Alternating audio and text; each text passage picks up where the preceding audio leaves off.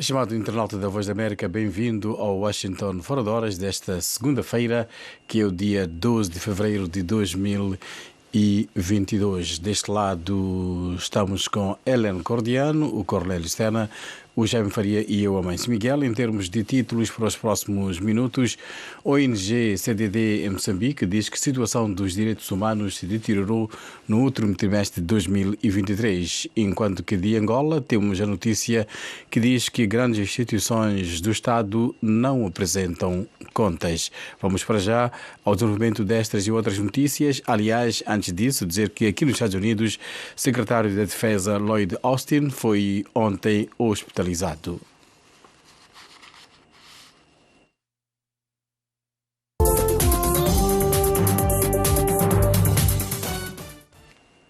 Vamos para já as notícias. Começamos em Angola. Vários organismos públicos têm falhado os prazos de apresentação dos mapas orçamentais de despesas ao portal de compras públicas do Ministério das Finanças, isto no âmbito da Lei da Contratação Pública. Entre os incumpridores, segundo o portal do Ministério das Finanças, estão instituições como a Presidência da República, a Assembleia Nacional, Ministério da Energia e Águas e outras instituições. A Voz da América vai apresentar à nossa emissão de rádio uma reportagem sobre a situação que aqui reportamos, grandes instituições angolanas a não apresentar as contas no portal do Ministério das Finanças.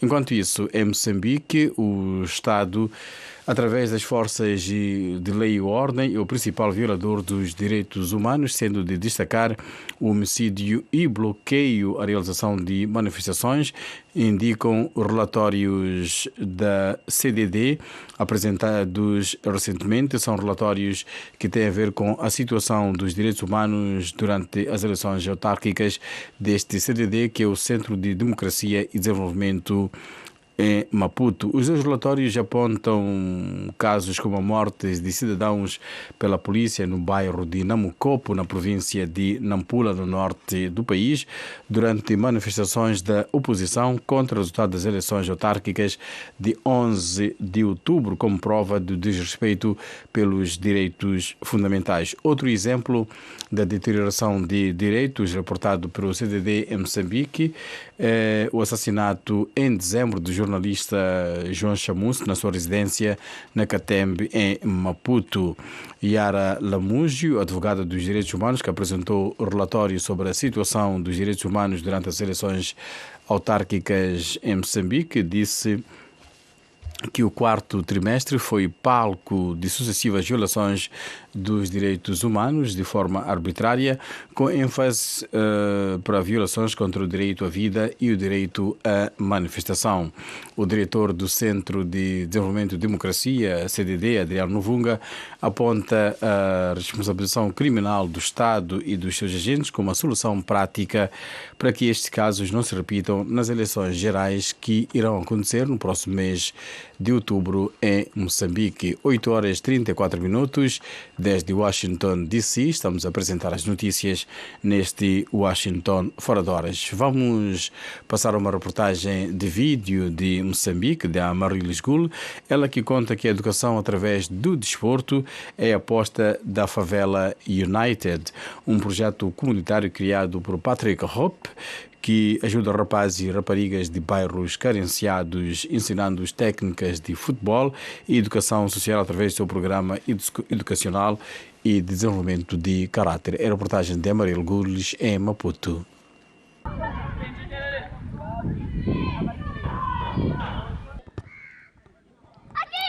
Correr, chutar, passar ou apenas dar uns toques na bola era o que motivava crianças e adolescentes do bairro de Mavalane a fazerem-se ao campo. Mas desde 2015, Édico e outras crianças desse bairro passaram a ver o futebol não só como uma modalidade para exercitar o corpo, mas também uma fonte de aprendizado. Comecei a jogar como toda criança nas ruas, aqui no campo também, até conhecer o projeto Favela United, que me acolheu e fez o devido acompanhamento. Num país onde temos algumas pessoas a irem à escola, outras não. Aqueles que não vão à escola, obviamente, ficam mais suscetíveis a andar nas ruas, a fazer coisas erradas, mas quando tem um projeto como este, mantém as crianças ocupadas com algo produtivo que pode dar frutos benéficos no futuro. Dados do Instituto Nacional de Estatística de 2021 apontam que apenas 30,6% da população entre os 5 a 65 anos de idade conclui o ensino completo da escola primária. Anualmente, a Favela United consegue abranger mais de 5.000 crianças nos bairros de Mafalala, Mavalane, Patrício Lumumba, Ulene, Pulana Caniço, Aeroporto Machaquene, na província de Maputo, e recentemente o projeto iniciou as suas atividades no distrito de Palma, em Cabo Delgado. Nós, na nossa Favela United, temos futebol, temos arte, temos cultura, temos também palestras e aula de explicação de ensino para a escolaridade. Joaquina sofreu discriminação quando decidiu que queria jogar futebol. Mas o aconselhamento e encorajamento que recebeu das treinadoras a mantiveram no programa. Hoje, Joaquina é árbitra profissional e coordenadora do projeto de gênero e inclusão de mulheres no futebol. Foi um desafio muito grande para hoje estarmos lá. Comecei como uma participante, beneficiava-me dos programas deles. Desde então, vim me empenhando mais, principalmente na ponderação e igualdade do gênero. Apesar de todas as dificuldades, Amélia Manissa, de 15 anos de idade, acredita que através do projeto de gênero e inclusão, o futebol pode ser um caminho para a realização dos seus sonhos. Eu jogo futebol para ser uma pessoa no meu futuro. E não são todos que me apoiam no futebol. Outros dizem não joga, é para meninos. Fundada por Patrick Hoep, depende do apoio de organizações internacionais e embaixadas.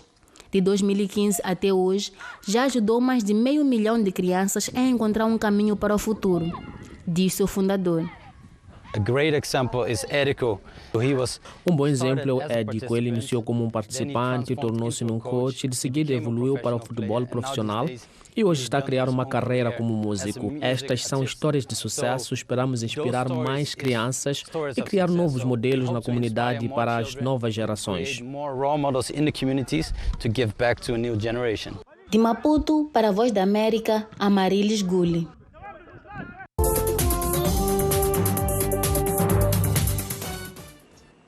Este é o Washington Fora de Horas da Voz da América. Falemos agora do comércio. A Conferência das Nações Unidas sobre o Comércio e Desenvolvimento classifica a África como a região com menor investimento em comércio eletrónico. Esta entidade afirma que o comércio eletrónico está atualmente acessível a muito poucas áreas urbanas, em especial devido à falta de um sistema de endereços eficaz e também ao facto de uma pequena percentagem da população ter acesso a contas bancárias. A Dolmen Foods é uma empresa de catering do Ghana inspirada numa iguaria tradicional chamada Bofrot. Ao decorar estes donuts caseiros com coberturas personalizadas, dizem que ajudam as pessoas a celebrar a vida e o amor. Queremos ajudar as pessoas a celebrar aniversários, ocasiões especiais, aniversários, dias de tenho saudades, dias de amo-te, qualquer momento da vida que se queira celebrar. Após 8 anos de atividade, a Dolmen Foods tem mais de 100 mil clientes em toda a capital do Ghana, a maioria dos quais depende dos serviços de entrega para surpreender os seus entes queridos. Mas muitos dos seus clientes não têm endereços oficiais, um problema comum em todo o continente africano. Alguns também não têm contas bancárias, o que complica os pagamentos. Kofiga diz que estes desafios costumavam dificultar o seu negócio, especialmente durante ocasiões movimentadas como o Dia dos Namorados. We only had 2 phones and we had to serve, Só tínhamos 2 telemóveis e tínhamos de servir uma base de clientes de cerca de 200 encomendas. Há várias pessoas a enviar mensagens de texto e pessoas a telefonar para fazer encomendas no Dia dos Namorados, apenas num único dia. Por isso não conseguimos processar algumas encomendas. Perdemos alguns pormenores de algumas encomendas, foi muito agitado. Desde então, Kofiga começou a utilizar uma ferramenta de inteligência artificial chamada Chatbots Africa, da empresa M-Notify, sediada em Accra. The chatbot is able to take the order É capaz de receber a encomenda, de se lembrar de todos os detalhes e de lhes fornecer a ligação de pagamento.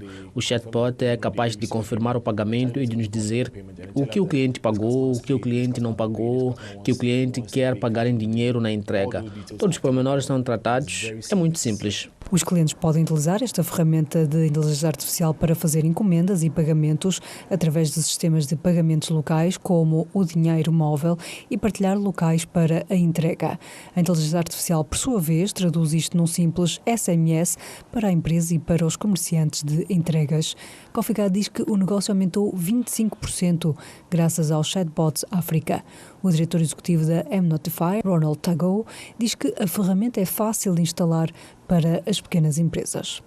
Temos o portal web, onde, sem ter quaisquer conhecimentos de TI, basta criar uma conta e ligá-la a um número de telefone que está ligado ao seu WhatsApp ou à sua página de Instagram ou Facebook e carregar os seus produtos. Depois de terminado, é o fim.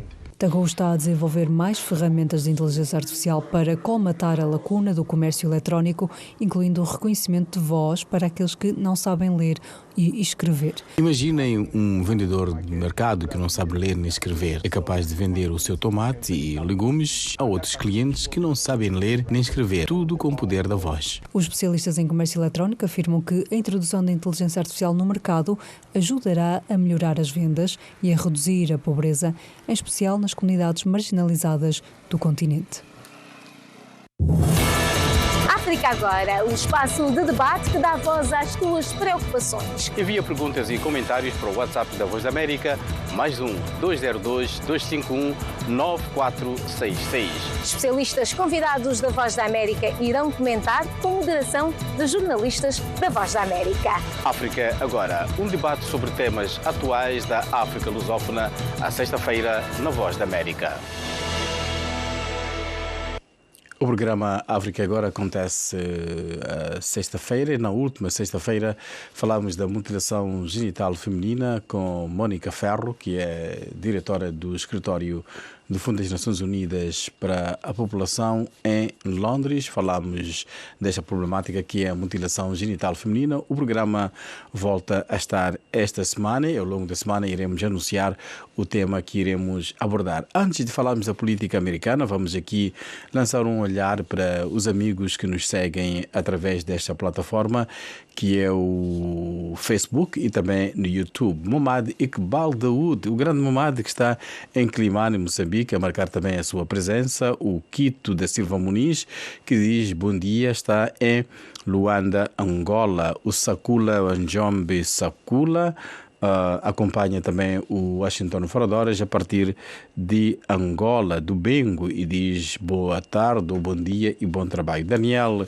Mazambo está ligado a partir de algum ponto de Maputo, em Moçambique, também acompanha o Washington Fora de Horas, tal como faz o Cláudio Macaia, que está em Angola, e o Sibocisso Cebula diz bom, acho que queria dizer bom dia, mas pelo nome Sibocisso deve ser ou dali de Maputo ou dali de Joanesburgo, porque este nome é bem comum lá. E o Samora diz que está em Uambo, Angola. Este é o Washington Fora de Horas, aqui da Voz da América.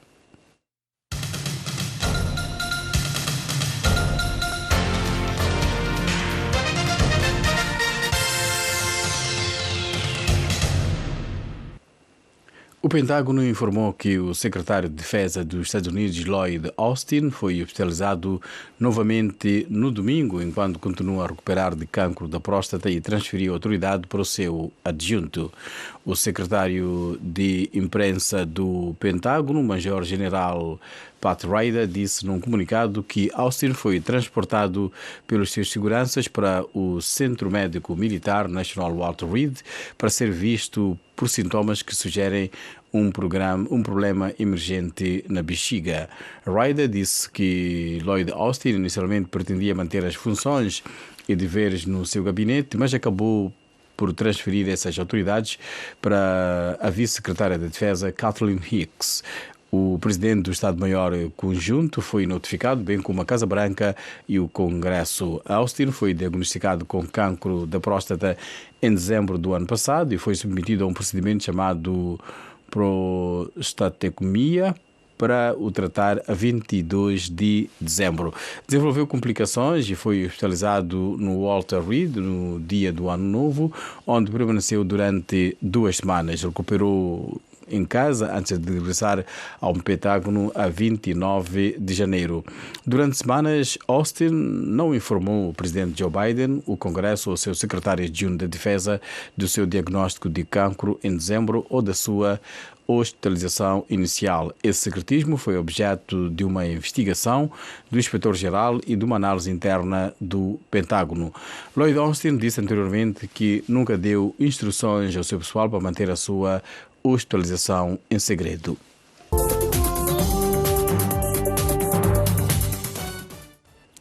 O presidente dos Estados Unidos, Joe Biden, e a primeira-dama Jill Biden vão receber na Casa Branca nesta segunda-feira o rei Abdullah II da Jordânia e a sua esposa, a rainha Rania Al Abdullah.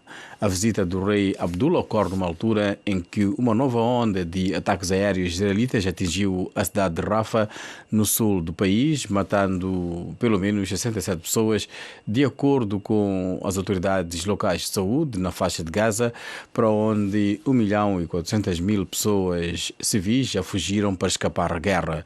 Os residentes descreveram fortes bombardeamentos com os ataques israelitas a atingirem várias casas e mesquitas. O exército de Israel disse ter atingido alvos terroristas em parte de Rafah e que os ataques coincidiram com uma missão que resgatou 2 reféns israelitas que estavam detidos por militantes do Hamas. O primeiro-ministro do Israel, Benjamin Netanyahu, elogiou a operação, afirmando que Israel não perderá nenhuma oportunidade de trazer para casa os reféns detidos em Gaza.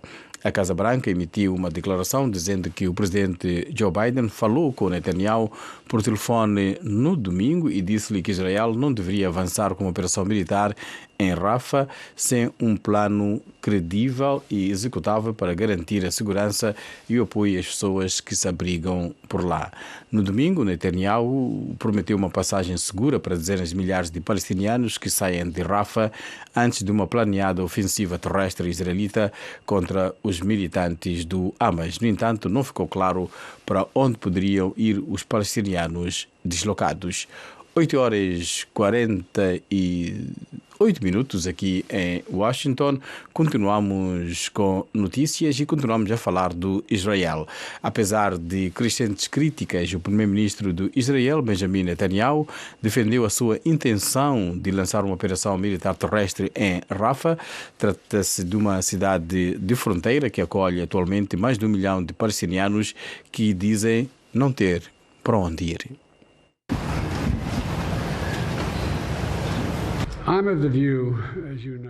Poucos dias depois do presidente dos Estados Unidos, Joe Biden, ter descrito a resposta militar na faixa de Gaza como exagerada, o primeiro-ministro israelita Benjamin Netanyahu apareceu no programa This Week da ABC e recordou ao mundo o ataque terrorista do Hamas que matou 1.200 pessoas e fez 240 reféns.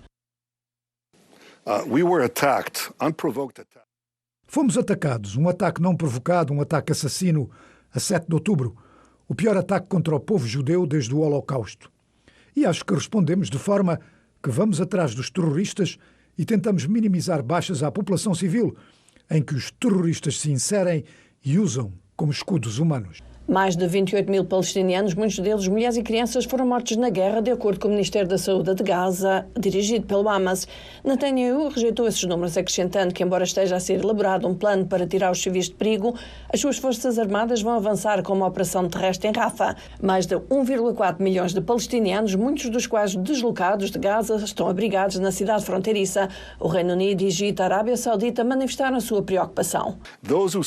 Aqueles que dizem que em nenhuma circunstância devemos entrar em Rafah estão basicamente a dizer: percam a guerra, mantenham o Hamas lá, e o Hamas prometeu fazer o massacre de 7 de outubro vezes sem conta. Famílias inteiras, como a de Laila Abu Mustafa, vivem em tendas em Rafah e dizem que não têm outro sítio para onde ir. Se houver mais deslocações, não me vou mudar. Estou na fronteira egípcia de um lado e a leste de Rafah do outro. Não me posso deslocar. Entretanto, em Tel Aviv, manifestantes como Efrat Mashikwa, que exigem a libertação dos reféns ainda das mãos do Hamas, bloquearam a autoestrada Ailon no sábado. Estamos aqui hoje para dizer a toda a gente que estamos fartos do que se está a passar. E sabemos que as pessoas estão conosco, mas não sentimos que o governo esteja, e já é tempo. Netanyahu foi questionado na ABC se sabe quantos dos cerca de 132 reféns em cativeiro ainda estão vivos. Penso que o suficiente para justificar o tipo de esforços que estamos a fazer. E vamos tentar fazer o nosso melhor para recuperar todos os que estão vivos e, francamente, também os corpos dos mortos. Na sua avaliação, a pressão militar exercida sobre o Hamas foi um fator-chave para garantir a libertação de 110 reféns e afirmou que a vitória está ao nosso alcance.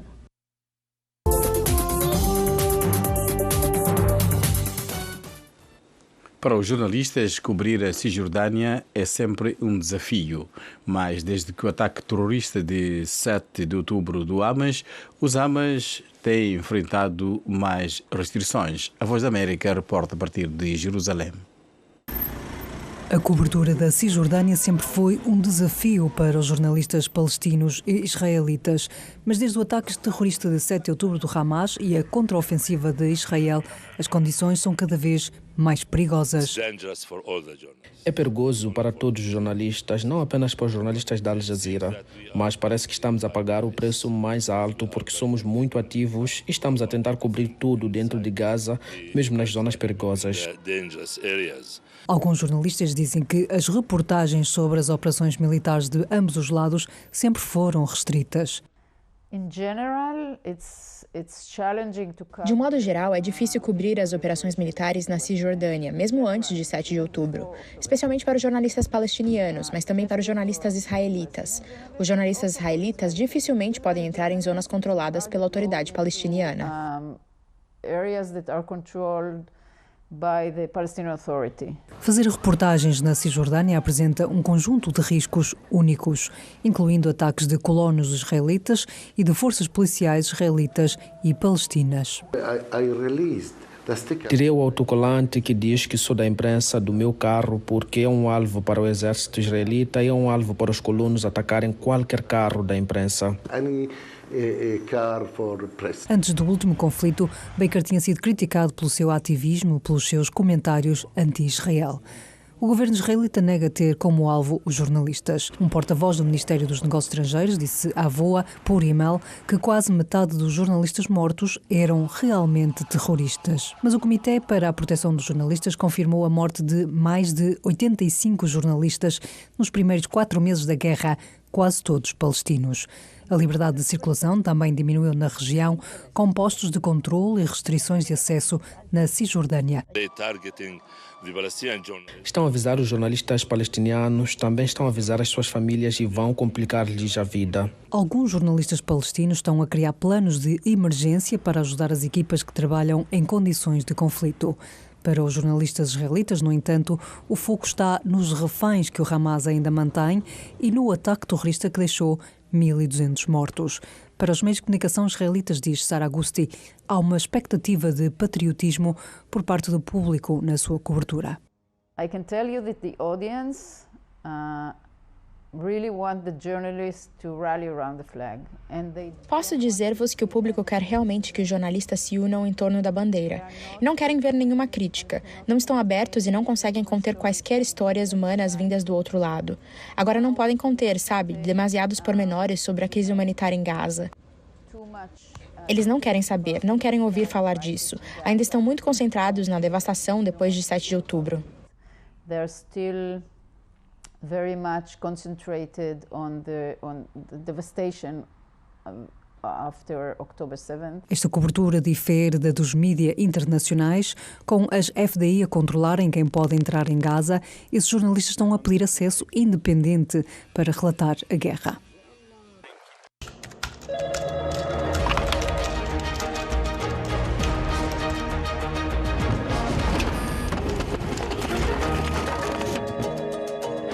Voz da América apresenta-lhe o mundo.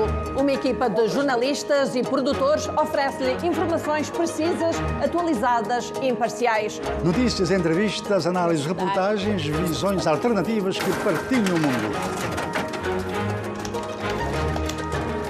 Aos fins de semana, uma revisão detalhada dos temas atuais. Saúde com a doutora Graça. Fala África aborda assuntos locais com impacto global. Na Voz da América, contamos a história completa. No desporto, o Quênia acaba de perder um dos seus melhores. O recordista mundial da maratona, queniano Kelvin Kiptum, e o seu treinador morreram num acidente de aviação no Quênia na noite de ontem, domingo. Um comandante da polícia local disse a jornalistas que Kiptum, de 24 anos de idade, conduzia o seu treinador ruandês Gervase Hakizimana e uma mulher num carro perto da aldeia do Vale do Rift, onde nasceu quando ocorreu o acidente. Kiptum e Hakizimana morreram no local, mas a mulher sobreviveu com ferimentos graves e foi tratada no hospital local. O atleta de 24 anos de idade bateu o recorde mundial de maratona de Chicago em outubro com um tempo de 2 horas e 35 segundos, superando a marca do seu compatriota Eliud Kipchoge em Berlim, isto em 2022. A sua vitória em Chicago e a vitória de maratona de Londres, alguns meses antes, levaram a World Athletics a nomeá-lo atleta mundial do ano de 2023 para as provas masculinas. Kiptum procurava quebrar a sua marca de 2 horas na próxima maratona de Roterdão, que vai acontecer em abril, e era um dos favoritos à conquista do ouro nos Jogos Olímpicos de Verão de Paris deste ano. O presidente da Federação Mundial do Atletismo, Sebastian Coe, afirmou num comunicado que o organismo que dirige estava chocado e profundamente entristecido com a morte de Kiptum e Hakizimana. O antigo primeiro-ministro queniano Raila Odinga descreveu a morte de Kiptum como a perda profunda de um verdadeiro herói, numa mensagem publicada na plataforma de comunicação social que é o X, anteriormente conhecida como X.